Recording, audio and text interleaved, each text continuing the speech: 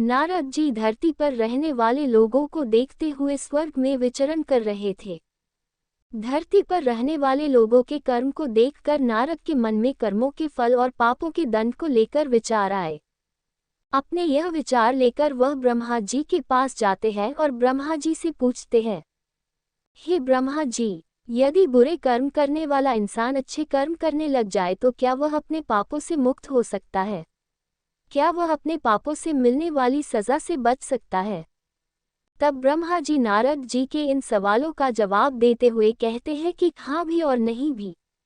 हाँ का मतलब ये कि अगर कोई इंसान अपने किए गए पापों से मुक्ति पाना चाहता है तो उसके लिए निस्वार्थ भाव से अपनाया गया दान पुण्य, धर्म और भक्ति का रास्ता सबसे उत्तम होता है। अगर इंसान दिल से अपने पापों का पश्चाताप करते हुए निस्वार्थ भाव से दान पुण्य, धर्म और भक्ति का रास्ता अपनाता है तो वह उस जन्म में अपने मिलने वाले पापों के दंड से मुक्त हो सकता है। इससे उस इंसान के किए गए पापों की सजा कुछ कम जरूर हो जाएगी, लेकिन पापों का दंड तो जीवन काल में भोगना ही पड़ेगा। किंतु कुछ जघन्य अपराध यानी घोर पाप ऐसे होते हैं जिनका दंड शारीरिक एवं मानसिक रूप से न सिर्फ इस जन्म में बल्कि आने वाले एक या कई जन्मों तक भोगने पड़ते हैं, यानी इंसान के कर्म कभी पीछा नहीं छोड़ते। तो ऐसे में अगर इंसान दिल से अपने पापों का पश्चाताप करते हुए निस्वार्थ भाव से दान पुण्य, पशु पक्षियों तथा लाचार इंसान एवं जानवरों की सेवा, धर्म और भक्ति का रास्ता अपनाता है तो आगे के जन्मों में पिछले वाले जन्मों के घोर अपराधों की सजा नहीं भोगना पड़ेगा। यदि वो अपनी पूरी उम्र श्रद्धा और विश्वास से ईश्वर की भक्ति में और पुण्य कर्मों में लगा देता है तो वह अपने पापों से सदा के लिए मुक्त हो सकता है। पूरी श्रद्धा से की गई भगवान की भक्ति और निस्वार्थ भाव से अपनाया गया दान पुण्य, धर्म और भक्ति में इतनी शक्ति होती है कि इंसान मोक्ष तक को प्राप्त कर सकता है।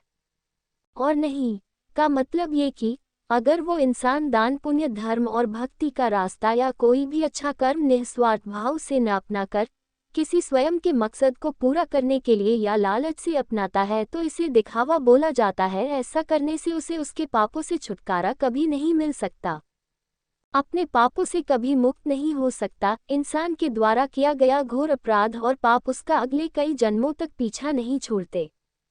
तब ब्रह्मा जी नारद जी को इसी पर आधारित एक सच्ची कहानी सुनाते हैं। एक गांव में एक सूद नाम का इंसान रहता था। वह गलत लोगों की संगत में आ जाने की वजह से डाकू बन गया था। वह लोगों को मारकर अक्सर उनका धन लूट लेता था। एक दिन डाकू जंगल से होता हुआ सड़क की ओर जा रहा था कि अचानक एक नाग नागिन का जोड़ा डाकू के रास्ते में आ जाते हैं। डाकू को देख नाग नागिन अपनी रक्षा के लिए फन फैला लेते हैं। डाकू घबरा जाता है और अपनी बंदूक उन नाग नागिन पर तान देता है। ये देख नाग नागिन क्रोधित हो जाते हैं और उस डाकू पर हमला कर देते हैं। डाकू अपनी जान बचाने के लिए 2 कदम पीछे हटता हुआ नागिन पर गोली चला देता है। ये देख नाग डाकू पर तेजी से हमला करता हुआ डाकू की बंदूक पर चिपक जाता है। डाकू अपनी बंदूक को कहीं दूर फेंक देता है और वहां से भाग निकलता है। भागते भागते डाकू सड़क पर पहुंच जाता है। वहीं दूसरी तरफ उसी रास्ते से एक औरत और उसके साथ उसका एक 11 साल का बेटा भी था। वो दोनों घर की तरफ जा रहे थे। अचानक डाकू भी वहीं आ जाता है। डाकू देख माँ बेटे घबरा जाते हैं। डाकू औरत के करीब जाता है और बलपूर्वक उस औरत से उसके गले में टंगा सोने का हार खींच लेता है। अब औरत अपने और अपने बच्चे की जान की रक्षा के लिए उस डाकू से दया की भीख मांगती है। लेकिन डाकू इतना क्रूर स्वभाव का था कि वह अक्सर जिस किसी को भी लूटता तो वह उसे मार भी डालता था। इसलिए डाकू पर उस औरत की बातों का कोई असर नहीं होता और वह उस औरत को तेजधार चाकू मारकर बुरी तरह से घायल कर देता है। ये देख बच्चा क्रोध से तिलमिला उठता है और पत्थर उठाकर जोर से डाकू के सर पर दे मारता है। डाकू के सर से खून निकलने लगता है। डाकू उस बच्चे को भी चाकू से मार देता है और वहां से भाग जाता है। चीख चिल्लाहट को सुन आसपास के गांव के लोग वहां पहुंचते हैं। वो उस महिला और बच्चे को तुरंत हकीम के पास ले जाते हैं। माँ और बेटा दोनों बच जाते हैं। उधर डाकू भागता हुआ फिर से जंगल की तरफ चला जाता है। बहुत थक जाने की वजह से डाकू वही आराम करने लगता है। दूसरी तरफ नाग डाकू का पीछा करते हुए वही डाकू के पास पहुंच जाता है। नाग या नागिन कभी भी अपने दुश्मन का चेहरा नहीं भूलते। डाकू सो चुका होता है और इधर नाग अपनी नागिन की मौत का बदला लेते हुए डाकू के पैर को डस लेता है। डाकू दर्द से छटपटाता हुआ वही मर जाता है।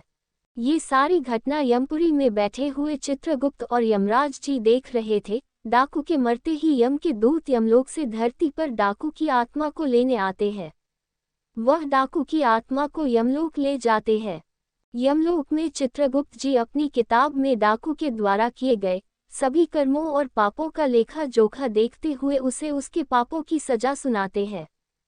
डाकू की आत्मा को बहुत सारी यातनाएं दी जाती है। इसके बाद चित्रगुप्त जी डाकू की आत्मा को बोलते हैं कि जिस 11 साल के बच्चे को तुमने चाकू से मारा था, उस पाप की सजा भोगने के लिए तुम्हारा फिर से धरती पर जन्म होगा और एक पंडित के घर होगा जहां तुम सिर्फ 11 साल तक ही जीवित रहोगे। दूसरी तरफ एक गांव में एक पंडित रहता था जिसकी पत्नी को 10 साल से कोई भी औलाद नहीं हुई थी। पंडित भगवान भोलेनाथ का बहुत बड़ा भक्त था। वह रोज भोले बाबा की पूरे श्रद्धा विश्वास से पूजा अर्चना किया करता था।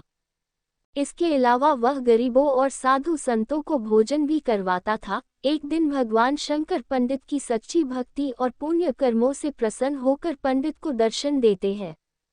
पंडित भगवान शंकर के दर्शन पाकर बहुत प्रसन्न होता है। भगवान शंकर बोलते हैं, मैं तुम्हारी सच्ची भक्ति से बहुत प्रसन्न हूँ, बोलो क्या वरदान दूँ तुम्हें। पंडित एक पुत्र की मांग करता है। भगवान शंकर तो अंतर्यामी थे, वह भूत भविष्य पहले से ही जानते थे कि पंडित क्या वरदान मांगेगा। इसलिए उन्होंने पंडित को पुत्र देने का वरदान देने से पहले ही यह बता देते हैं कि ये पुत्र सिर्फ 11 साल ही जिएगा, उसके बाद मर जाएगा। ये जानने के बाद भी पंडित कुछ नहीं बोलता, क्योंकि उसे अपनी भक्ति पर पूरा विश्वास था कि भगवान अपने भक्त के साथ कभी अन्याय नहीं होने देंगे। ये सोचता हुआ पंडित पुत्र का वरदान मांग लेता है। भगवान शंकर पुत्र का वरदान देकर वहां से गायब हो जाते हैं।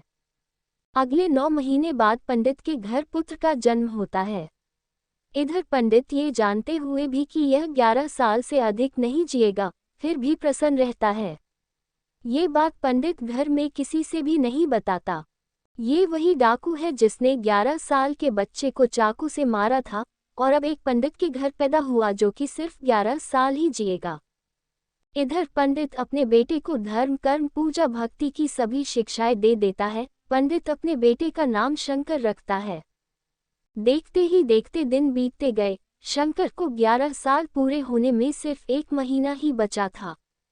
पंडित शंकर के मामा को तुरंत घर बुलवाते हैं और खूब सारा धन देकर काशी जाने को कहते हैं। पंडित धन देते हुए बोलता है कि वहां शंकर के हाथों 28 दिनों तक यज्ञ करवाना, साधु संतों को पूरी श्रद्धा से भोजन करवाना और पूरी विधि अनुसार महामृत्युंजय के मंत्र का जाप करते हुए 28 दिनों तक रोज सुबह भगवान शिव की पूरी श्रद्धा से विधि अनुसार पूजा करनी है। अगले ही दिन मामा और शंकर धन लेकर काशी के लिए निकल पड़ते हैं। काशी पहुंचते ही मामा और शंकर वो सब करना शुरू कर देते हैं जैसा कि पंडित ने बताया था। ठीक 28वें दिन शंकर की हालत अचानक खराब हो जाती है। शंकर के मामा शंकर को आराम करने के लिए अंदर भेज देते हैं। शंकर के मामा जब सब साधुओं को भोजन करवा के शाम को शंकर के पास वापस लौटते हैं तो शंकर मर चुका है। ये देख शंकर के मामा जोर जोर से रोने लगते हैं। इतने में यमलोक के दूत शंकर की आत्मा को लेकर यमलोक पहुंचते हैं। यमलोक में चित्रगुप्त जैसे ही शंकर के पाप पुण्य के लेखे की किताब खोलते हैं तो चकित रह जाते हैं और जोर से बोल उठते हैं, असंभव, अद्भुत। ये 2 शब्द बोलते ही चित्रगुप्त कुछ देर तक तो यूं ही मौन खड़े रहते हैं। फिर कुछ देर बाद चित्रगुप्त ऊंचे स्वर में यमदूतों को आदेश देते हैं कि तुरंत अभी के अभी शंकर की आत्मा को शंकर के शरीर में डाल कर आओ। यमदूत शंकर को उसके शरीर में पुनः डाल देते हैं और शंकर फिर से जी उठता है। अचानक ये चमत्कार देख कि शंकर के शरीर में हलचल हो रही है। शंकर के मामा की खुशी का ठिकाना नहीं रहता। वहां यमलोक में इस बात को लेकर यमराज चित्रगुप्त से सवाल करते हैं कि यह कैसे हुआ। तब चित्रगुप्त जी बताते हैं कि जब मैंने किताब खोली तो उसमें शंकर के द्वारा किए गए पुण्य कर्मों, भगवान शिव की आराधना और हवन जैसे शुभ और भक्ति की शक्ति से शंकर की कुंडली में जो उसके पिछले जन्म के पापों की वजह से मृत्यु का जो योग बना था, वह योग खत्म हो चुका था। इसी के साथ शंकर के पुण्यों का लेखा सबसे अधिक था, जिस वजह से शंकर की उम्र बढ़कर 90 साल हो चुकी थी। इस वजह से मुझे सृष्टि के नियमों का पालन करते हुए शंकर की आत्मा को पुनः शंकर के शरीर में भेजना पड़ा। इधर शंकर के मामा पूरे हर्षोल्लास के साथ आंखों में खुशी के आंसू लेकर शंकर को लेकर घर पहुंचते हैं। तो शंकर को जिंदा देख शंकर के पिता इतना खुश होते हैं मानो उन्हें नया जीवन मिल गया हो। तब शंकर सबको वो सब बातें बताता है जो उसके साथ यमलोक में हुआ। ये सुन सभी का भगवान के प्रति श्रद्धा और विश्वास और बढ़ गया। इतना बोल ब्रह्मा जी अपनी कहानी समाप्त करते हैं। अब नारद जी को अपने सभी प्रश्नों का उचित जवाब मिल चुका होता है।